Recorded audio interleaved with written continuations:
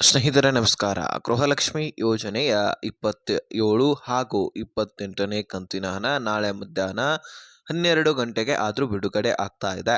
Already ಈಗಾಗಲೇ ಬೆಂಗಳೂರು ನಗರ ಸೇರಿದಂತೆ ವಿಜಯನಗರ, ಧಾರವಾಡ, ಯಾದಗಿರಿ, ಬೀದರ, ಕೊಪ್ಪಳ, ಮಂಡ್ಯ, ಅದೇ ರೀತಿಯಾಗಿ ಚಿಕ್ಕಮಗಳೂರು, ಮಂಗಳೂರು, ಅದೇ ರೀತಿಯಾಗಿ ಬೆಳಗಾವಿ ಹೀಗೆ ಹಲವಾರು ಜಿಲ್ಲೆಗಳಲ್ಲಿರ್ತಕ್ಕಂತಹ ಗೃಹಲಕ್ಷ್ಮಿಯರ ಅಕೌಂಟ್‌ಗಳಿಗೆ ಜಮಾ ಆಗಿದೆ. ಓಕೆ. ಆದರೆ ನಾಳೆನೂ ಕೂಡ ಬಿಡುಗಡೆ ಆಗ್ತಾ ಇದ್ದು, ಮುಖ್ಯವಾಗಿ 27 ಹಾಗೂ 28ನೇ ಕಂತಿನ ಹಣ ಈ ಯುಗಾದಿ ಹಬ್ಬಕ್ಕೆ ನಿಮ್ಮೆಲ್ಲರ ಖಾತೆಗಳಿಗೆ ಜಮಾ ಆಗಿ, ಅದನ್ನ ನೀವು ಹಬ್ಬವನ್ನ ಆಚರಿಸಲಿಕ್ಕೆ ಈ ದುಡ್ಡನ್ನ ಕೊಡ್ತಾ ಇದ್ದಾರೆ. ಹಾಗಾದ್ರೆ ಬನ್ನಿ, ಮೊದಲು ಈ 11 ಜಿಲ್ಲೆಗಳಿಗೆ ನಾಳೆ ಬೆಳಗ್ಗೆ ಜಮಾ ಆಗ್ತಾ ಇರುವಂತದ್ದು. ಹಾಗಾದ್ರೆ ಯಾವ ಯಾವ ಜಿಲ್ಲೆಗಳಿಗೆ ಈ ದುಡ್ಡು ಬರ್ತಾ ಇದೆ ಎಲ್ಲವನ್ನು ಕೂಡ ಈ ವಿಡಿಯೋದಲ್ಲಿ ನಿಮಗೆ ಮಾಹಿತಿಯನ್ನ ಒದಗಿಸಿ ಕೊಡ್ತೀನಿ. ಬಹಳ ಇಂಪಾರ್ಟೆಂಟ್ ಮಾಹಿತಿ. ರಾಜ್ಯದ ಎಲ್ಲ ಗೃಹಲಕ್ಷ್ಮಿಯರು ಕೂಡ ಈ ವಿಡಿಯೋನ ಮಿಸ್ ಮಾಡದೆ ಕೊನೆವರೆಗೂ ವಾಚ್ ಮಾಡಿ. ಸ್ನೇಹಿತರೆ, ಅದರಲ್ಲಿ ಸಾಕಷ್ಟು ಗೃಹಲಕ್ಷ್ಮಿಯರನ್ನ ಈ ಯೋಜನೆಯಿಂದ ಹೊರಗಿಡಲಾಗ್ತಾ ಇದ್ದನು ಕೂಡ. ಹಾಗಾದ್ರೆ ಯಾಕೆ? ಇದು ಕೂಡ ಮುಖ್ಯವಾಗಿ ನೀವು ತಿಳ್ಕೊಳ್ಬೇಕಾಗಿರ್ತಕ್ಕಂಥದ್ದು. ಅಂದ್ರೆ ದುಡ್ಡು ಏನೋ ಬಿಡುಗಡೆ ಮಾಡ್ತಾರೆ, ಅದೆಲ್ಲವೂ ಕೂಡ ನಿಮ್ಮ ಅಕೌಂಟ್ಗಳಿಗೆ ಬರ್ತಿರತ್ತೆ. ಆದ್ರೆ ನಿಮ್ಮ ಖಾತೆಗಳಿಗೆ ಜಮಾ ಆಗಬೇಕಲ್ವಾ? ಹೀಗಾಗಿ ತಿಳ್ಕೊಳ್ಬೇಕಾಗಿರತಕ್ಕಂತಹ ವಿಷಯಗಳು ಬಹಳಷ್ಟಿದ್ದಾವೆ, ಕೇಳಿಸ್ಕೊಳ್ಳಿ. ಸ್ನೇಹಿತರೆ, ಈಗಾಗಲೇ ತಾಂತ್ರಿಕ ದೋಷದಿಂದ GST ಫೇರ್ ಅಂತಾನೂ ಕೂಡ ಬಡ ವ್ಯಾಪಾರದಸ್ತರದು ಕೂಡ ಬರ್ತಾ ಇದೆ ಅಂತೆ, ಶ್ರೀಮಂತ ವ್ಯಾಪಾರಸ್ಥರದು ಕೂಡ ಬರ್ತಾ ಇದೆ ಅಂತೆ. ಅದರಲ್ಲಿ ಇನ್ನು ನೀವೇನು ಕೆಲಸ ಮಾಡಬೇಕು, ನೀವೇನು ಸರಿಪಡಿಸ್ಕೊಳ್ಬೇಕು ಅಂತ ನೀವು ಕೇಳೋದಾದ್ರೆ, ಅದರಲ್ಲಿ ನೀವೇನು ಸರಿಪಡಿಸ್ಕೊಳ್ಳುವಂತಹ ಅವಶ್ಯಕತೆ ಇಲ್ಲ. ಅದರಲ್ಲಿ ಸರ್ಕಾರವೇ ಖುದ್ದಾಗಿ ವೆರಿಫೈ ಮಾಡತ್ತೆ ಮತ್ತೊಂದು ಸಾರಿ. ಅದರಲ್ಲಿ ಯಾರು ಬಡ ವ್ಯಾಪಾರಸ್ಥರಿರ್ತಾರೋ, ಅಂದ್ರೆ ಈಗ ಶ್ರೀಮಂತ ವ್ಯಾಪಾರಸ್ಥರು ಕೂಡ GST ಫೇರ್ ಮಾಡ್ತಿರ್ತಾರೆ, ಸಣ್ಣ ಪುಟ್ಟ ವ್ಯಾಪಾರಸ್ಥರು ಕೂಡ ಸಣ್ಣ ಪುಟ್ಟ GST ಫೇ ಮಾಡ್ತಿರ್ತಾರೆ. ಹೀಗಾಗಿ ಅದರಲ್ಲಿ ವ್ಯತ್ಯಾಸವನ್ನ ಸರ್ಕಾರವೇ ಗುರುತು ಮಾಡ್ಕೊಳ್ಬೇಕು. ಸಣ್ಣ ಪುಟ್ಟ ವ್ಯಾಪಾರಸ್ಥರಿಗೆ ಏನಾಗತ್ತಂದ್ರೆ, ಈಗ GST ಫೇರ್ ಅಂತ ಬರ್ತಾ ಇದ್ರೆ ಅವರು ಸಾಮಾನ್ಯವಾಗಿ ತಮ್ಮ ಜೀವನವನ್ನ ತಾವು ನಡೆಸ್ಕೊಂಡು ಹೋಗ್ತಿರತ್ತಾರೆ, ಹಾಗೋ ಹೀಗೋ ಅಂತ. ಅಂಥವರಿಗೆ GST ಫೇರ್ ಬಂದಾದ ಬಳಿಕ ಅವರನ್ನ ಈ ಯೋಜನೆಯಿಂದ ತೆಗೆದುಹಾಕಬಹುದಾ? ಖಂಡಿತವಾಗ್ಲೂ ಇಲ್ಲ. GST ಫೇರ್ ಅಂತ ಯಾರ್ದು ಬರ್ತಾ ಇದೆ ಅದರಲ್ಲಿ ಸಣ್ಣ ಪುಟ್ಟ ವ್ಯಾಪಾರಸ್ಥರಿದ್ರೆ ಅವರಿಗೆ ಎಂದಿನಂತೆ ಮತ್ತೆ ಗೃಹಲಕ್ಷ್ಮಿ ದುಡ್ಡನ್ನ ನಾವು ಜಮಾ ಮಾಡ್ತೀವಿ ಅಂತ ಸಚಿವ ಲಕ್ಷ್ಮಿ ಹೆಬ್ಬಾಳ್ಕರ್ ಅವರು ಹೇಳಿದ್ದಾರೆ. ಜೊತೆಗೆ ಯಾರ್ದು ಶ್ರೀಮಂತರಿದಿರಿ, ನಿಮ್ಮ ಅಕೌಂಟ್ಗಳಿಗೆ ಈಗಾಗಲೇ ಬರ್ತಾ ಇದ್ದ ದುಡ್ಡು ನಿಲ್ಲತ್ತೆ ಎನ್ನುವಂತಹ ಸೂಚನೆಯನ್ನ ಕೊಟ್ಟಿದ್ದಾರೆ. ಹೀಗಾಗಿ 2ರಿಂದ 3 ಲಕ್ಷ ಫಲಾನುಭವಿಗಳನ್ನ ಮತ್ತೆ ಹೊರಗಿಡಲಾಗಿದೆ. ಅದರಲ್ಲಿ ಇನ್ಕ್ಲೂಡ್ ಏನಾಗತ್ತಂದ್ರೆ, ಸಾಕಷ್ಟು ಗೃಹಲಕ್ಷ್ಮಿಯರು, ಮುಖ್ಯಸ್ಥೆಯರು ತೀರಿ ಹೋಗಿದ್ರು ಸಹಿತ ಅವರ ಹೆಸರಿನಲ್ಲಿ ಇನ್ನೂ ಕೂಡ ಗೃಹಲಕ್ಷ್ಮಿ ದುಡ್ಡನ್ನ ಪಡ್ಕೊಳ್ತಾ ಇರುವಂತಹ ಕಾರಣಕ್ಕಾಗಿ. ಹೌದು, ಯಾಕಂದ್ರೆ ಬಹಳಷ್ಟು ಈಗಾಗಲೇ ರೇಷನ್ ಒಂದು ಪಿಂಚಣಿ ಯೋಜನೆಯಲ್ಲಿ ಕೂಡ ನೀವು ನೋಡಬಹುದು, ಅನೇಕ ಹಿರಿಯ ನಾಗರಿಕರು ತೀರಿ ಹೋಗಿರ್ತಾರೆ.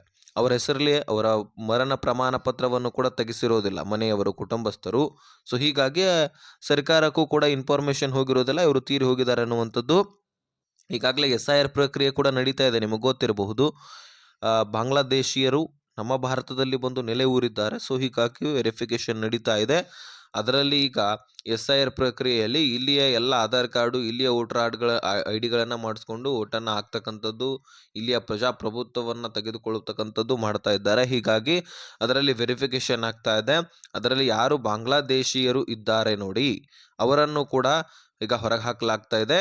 ಹಾಗಾಗಿ SIR ಪ್ರಕ್ರಿಯೆಯಲ್ಲಿ ನಮ್ಮ ದೇಶದಲ್ಲಿ ಇರ್ತಕ್ಕಂತಹ ಪ್ರಜೆಗಳು ಬಹಳ ದಿನದಿಂದ ಓಟನ್ನು ಹಾಕಿರೋದಿಲ್ಲ ನೋಡಿ, ಅವರು ಹೆಚ್ಚಾಗಿ ತೀರಿ ಹೋಗಿರ್ತಾರೆ. ಕಳೆದ 2ರಿಂದ 3 ವರ್ಷದವರೆಗೂ ಕೂಡ ಓಟೇ ಹಾಕಿರ್ಲಿಲ್ಲ ಅಂದ್ರೆ ಅದ್ರ ಬಗ್ಗೆ ವೆರಿಫಿಕೇಶನ್ ಆಗತ್ತೆ.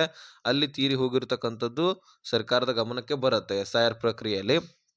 ಆಗ ನೀವು ಇನ್ನೂ ಕೂಡ ಅವರ ಹೆಸರಲ್ಲಿ ದುಡ್ಡನ್ನ ಪಡ್ಕೊಳ್ತಾ ಇದ್ದು, ರೇಷನ್ ಅನ್ನ ಪಡ್ಕೊಳ್ತಾ ಇದ್ರೆ ನಿಮ್ಮ ರೇಷನ್ ಕಾರ್ಡನ್ನ ದಿಢೀರನೆ ರದ್ದು ಮಾಡಿಬಿಡೋದು. ಹೌದು, ಇದು ಸರ್ಕಾರ ಒಂದು ಒಳ್ಳೆಯ ಕೆಲಸನೇ ಮಾಡ್ತಾ ಇದೆ ಅಂತ ಹೇಳಬಹುದು. ಯಾಕಂದ್ರೆ ಅನೇಕ ಜನರು ತೀರಿ ಹೋಗಿದ್ರು ಸಹಿತ ಅವ್ರ ಹೆಸರಲ್ಲೇ ಒಂದು ರೇಷನ್ ಪಡ್ಕೊಳ್ಳೋದು ಅಥವಾ ಗೃಹಲಕ್ಷ್ಮಿ ದುಡ್ಡು, ಪಿಂಚಣಿ ಯೋಜನೆಯನ್ನ ಪಡ್ಕೊಳ್ತಾ ಹೋದ್ರೆ ಸರ್ಕಾರಕ್ಕೇನೆ ಲಾಸು, ಇದು ಕಾನೂನು ಬಾಹಿರ ಚಟುವಟಿಕೆ ಆಗತ್ತೆ. ಹೀಗಾಗಿ ನಿಮ್ಮ ರೇಷನ್ ಕಾರ್ಡನ್ನ ರದ್ದು ಮಾಡಲಾಗತ್ತೆ. ಮತ್ತೆ ಇನ್ನೇನು ಆಕ್ಷನ್ ತೆಗೆದುಕೊಳ್ಳುವಂಥದ್ದೇನಿಲ್ಲ, ಆದರೆ ರದ್ದು ಮಾಡ್ತಾರೆ. ಇಲ್ಲ ನೀವು ಬದುಕಿದಿರಿ ಆದರೂ ಸಹಿತ ದುಡ್ಡು ಜಮಾ ಆಗ್ತಾ ಇಲ್ಲ ಅಂತ ಅಂದ್ರೆ, ಅದು ಪಿಂಚಣಿ ಆಗಿರಲಿ ಅಥವಾ ಗೃಹಲಕ್ಷ್ಮಿ ಆಗಿರಲಿ, ನೀವು ಒಂದು ಕೆಲಸ ಮಾಡಬಹುದು. ನಿಮ್ಮ ಹತ್ತಿರದ ನೀವು ಯಾವ ಬ್ಯಾಂಕ್ ಅಕೌಂಟನ್ನು ಮಾಡಿಸಿ ಅದನ್ನು ಲಿಂಕ್ ಮಾಡಿಸಿರ್ತೀರಿ ಈ ಯೋಜನೆಗಳಿಗೆ, ಆ ಒಂದು ಬ್ಯಾಂಕಿಗೆ ಹೋಗಿ ನಿಮ್ಮ ಜೀವಿತ ಪ್ರಮಾಣ ಪತ್ರ ಲೈಫ್ ಸರ್ಟಿಫಿಕೇಟ್ ಅಂತ ಕರಿತೀವಿ. ಆ ಸರ್ಟಿಫಿಕೇಟನ್ನು ಏನು ಮಾಡಬೇಕು, ಆ ಬ್ಯಾಂಕಿಗೆ ಹೋಗಿ ಕೊಡಬೇಕು. ಆಗ ಅಲ್ಲಿಯ ಒಂದು ಅಧಿಕಾರಿಗಳು ಅದರ ಬಗ್ಗೆ ವೆರಿಫಿಕೇಶನ್ ಮಾಡ್ತಾರೆ, ಮೇಲಧಿಕಾರಿಗಳಿಗೆ ಕಳಿಸ್ತಾರೆ, ಅದನ್ನು ಮತ್ತೆ ನಿಮ್ಗೆ ದುಡ್ಡು ಎಂದಿನಂತೆ ಜಮಾ ಮಾಡುವಂತಹ ಕೆಲಸ ಮಾಡಿಕೊಡ್ತಾರೆ. ಸೊ ಇಷ್ಟು ಮಾಡಿ ನೀವು ದುಡ್ಡನ್ನು ಮರುಪಡಿಬಹುದು.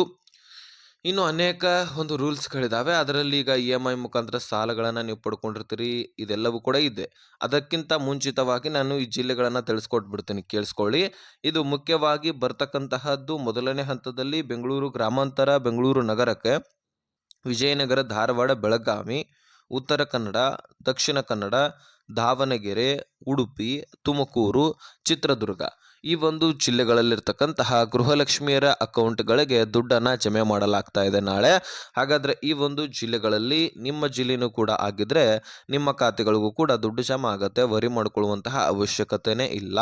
ಸೊ ಯಾರ್ಯಾರು ಈ ದುಡ್ಡಿಗಾಗಿ ಕಾಯ್ತಾ ಇದ್ದೀರಿ, ನಿಮ್ಮ ಖಾತೆಗಳಿಗೆ ಖಂಡಿತವಾಗ್ಲೂ ದುಡ್ಡು ಬರುತ್ತೆ. ಇದು ಸ್ವತಃ ಸರ್ಕಾರವೇ ತಿಳಿಸಿರ್ತಕ್ಕಂಥದ್ದು. ಎಲಿಜಿಬಲ್ ಇದ್ದರೆ ಖಂಡಿತವಾಗ್ಲೂ ದುಡ್ಡನ್ನು ನಾವು ಹಾಕ್ತೀವಿ ಎನ್ನುವಂತಹ ಭರವಸೆಯನ್ನು ಕೊಟ್ಟಿದ್ದಾರೆ. ಈಗಾಗಲೇ ಒಂದಲ್ಲ, ಎರಡಲ್ಲ, ಮೂರು, ನಾಲ್ಕು ಕಂತುಗಳು ಬರ್ತಿದೆ. ಯಾಕಂದರೆ ಎಷ್ಟು ಪೆಂಡಿಂಗ್ ಉಳಿದಿದ್ದಾವೆ ಇದು ನಿಮ್ಮ ಗಮನದಲ್ಲಿ ಇರಬಹುದು. ಯಾಕಂದರೆ ನಾವು ಕೂಡ ತಿಳಿಸ್ಕೊಟ್ಟಿದ್ದೀವಿ, ಹೋದ ವರ್ಷದಲ್ಲಿನೇ ಇನ್ನೂ 3 ಕಂತುಗಳು ಬರಬೇಕು. ಅಂದರೆ 2025ರ ಪ್ರಾರಂಭದಲ್ಲಿ ಫೆಬ್ರವರಿ ಮತ್ತು ಮಾರ್ಚ್ ತಿಂಗಳ ಹಣವನ್ನು ಸರ್ಕಾರ ಕೊಟ್ಟಿರಲಿಲ್ಲ, ಯಾಮಾರಿಸ್ಬಿಟ್ಟಿತ್ತು, 5,000 ಕೋಟಿ ಹಣವನ್ನು ಹೊಡ್ಕೊಂಡಿತ್ತು ಅಂತ ಇಲ್ಲಿ ಸೂಚನೆಗಳು, ಮಾಹಿತಿಗಳು ಸಿಗ್ತಾ ಇದ್ವು. ಅದ್ರ ಬಗ್ಗೆ ನಾನು ತಿಳಿಸಿದ್ದೀನಿ. BJP ನಾಯಕರು ಅದ್ರ ಬಗ್ಗೆ ಚರ್ಚೆ ಮಾಡ್ತಾರೆ, ಪ್ರೆಷರ್ ಬಿಲ್ಡ್ ಮಾಡ್ತಾರೆ. ತದನಂತರ ಒಪ್ಕೊಂಡು ಸಚಿವೆ ಲಕ್ಷ್ಮೀ ಹೆಬ್ಬಾಳ್ಕರ್ ಅವರು ನಾವು ದುಡ್ಡನ್ನು ಕೊಡ್ತೀನಿ ಅಂತಕ್ಕಂಥದ್ದನ್ನು ಹೇಳ್ತಾರೆ. ಸೊ ಹೀಗಾಗಿ ನಿಮಗೆ ಗೃಹಲಕ್ಷ್ಮಿ ದುಡ್ಡು ಜಮಾ ಆಗಲಿದೆ.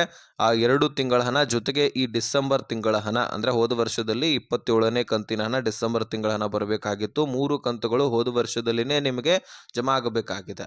ಇನ್ನು ಈ ವರ್ಷದಲ್ಲಿ ಜನವರಿ ಹಾಗೂ ಫೆಬ್ರವರಿ ತಿಂಗಳ ಹಣ ಸರಿಸುಮಾರು 5ರಿಂದ 6 ತಿಂಗಳ ಹಣ ಆದರೂ ನಿಮಗೆ ಬರಬೇಕು. ಅಂದರೆ ಪ್ರತಿಯೊಬ್ಬರಿಗೂ ಕೂಡ 10ರಿಂದ 12 ಸಾವಿರ ಆದರೂ ದುಡ್ಡು ಜಮಾ ಆಗಬೇಕಾಗಿದೆ. ಸೊ ಈ ಕುರಿತಾಗಿ ಮಾಹಿತಿಯನ್ನು ಒದಗಿಸ್ಕೊಟ್ಟಿದ್ದೀನಿ, ಕ್ಲಿಯರಿಟಿ ಸಿಕ್ಕಿದೆ ಅಂತ ಅನ್ಕೊಳ್ತೀನಿ. ಬಹಳ ಲಾಂಗ್ ಏನು ಒಯ್ಯೋದಿಲ್ಲ, ಯಾಕಂದರೆ ರಿಪೀಟ್ ಅದನ್ನೇ ಹೇಳೋದು ಬೇಡ.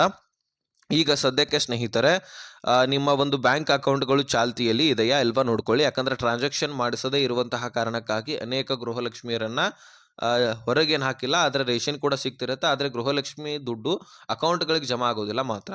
ಯಾಕಂದರೆ ನಿಮ್ಮ ಅಕೌಂಟೇ ಚಾಲ್ತಿಯಲ್ಲಿ ಇರಲಿಲ್ಲ ಅಂದರೆ, ಸರ್ಕಾರಕ್ಕೆ ನಿಮ್ಮ ಅಕೌಂಟು ಚಾಲ್ತಿಯಲ್ಲಿ ಇರದಂತಹ ಅಕೌಂಟನ್ನು ಲಿಂಕ್ ಮಾಡಿದ್ರೆ ಸರ್ಕಾರ ಏನು ಮಾಡಬೇಕು, ಯಾವ ಅಕೌಂಟಿಗೆ ದುಡ್ಡು ಜಮಾ ಮಾಡಬೇಕಾಗತ್ತೆ. ಸೊ ಈ ಪ್ರಶ್ನೆ ಉಂಟಾಗತ್ತೆ. ಹಾಗಾಗಿ ನಿಮ್ಮ ಅಕೌಂಟ್ಗಳು ಚಾಲ್ತಿಯಲ್ಲಿ ಇದೆಯಾ ಇಲ್ವಾ ನೋಡ್ಕೊಳ್ಳಿ. ನಿಮ್ಮ ಬ್ಯಾಂಕ್ಗಳಿಗೆ ಹೋಗಿ ಒಂದು ಸ್ವಲ್ಪ KYC ಮಾಡಿಸ್ಕೊಂಡು, ನಿಮ್ಮ ಬ್ಯಾಂಕ್ ಅಕೌಂಟು ಚಾಲ್ತಿಯಲ್ಲಿ ಇರಲಿಲ್ಲ ಅಂದರೆ ಅದನ್ನು KYC ಮಾಡಿಸ್ಕೊಂಡು ಚಾಲ್ತಿ ಮಾಡಿಕೊಳ್ಳಿ. ತದನಂತರ ದುಡ್ಡು ಜಮಾ ಆಗುತ್ತೆ. ಇನ್ನು EMI ಮುಖಾಂತರ ಸಾಲಗಳನ್ನು ಮಾಡ್ಕೊಂಡಿದ್ದೆ ಆದರೆ ಅಕೌಂಟ್ಗೆ ದುಡ್ಡು ಬಂದಿದ್ರೂ ಸಹಿತ ದಿಢೀರನೆ ಕಟ್ ಆಗಿರುತ್ತೆ. EMI ಅಥವಾ ಬಡ್ಡಿಯನ್ನು ಕಟ್ಟಿರೋದಿಲ್ಲ ಸರಿಯಾಗಿ, ಹೀಗಾಗಿ ಕಂತನ್ನು ಕಟ್ ಮಾಡ್ಕೊಂಡಿರ್ತಾರೆ. ಅದನ್ನು ನೀವು ಒಂದು ಸ್ವಲ್ಪ ಟ್ರಾನ್ಸಾಕ್ಷನ್ಗಳನ್ನು ಚೆಕ್ ಮಾಡಿಸ್ಕೊಳ್ಳಿ, ಗೊತ್ತಾಗ್ಬಿಡುತ್ತೆ ದುಡ್ಡು ಬಂದಿದೆಯಾ ಇಲ್ವಾ ಅಂತ.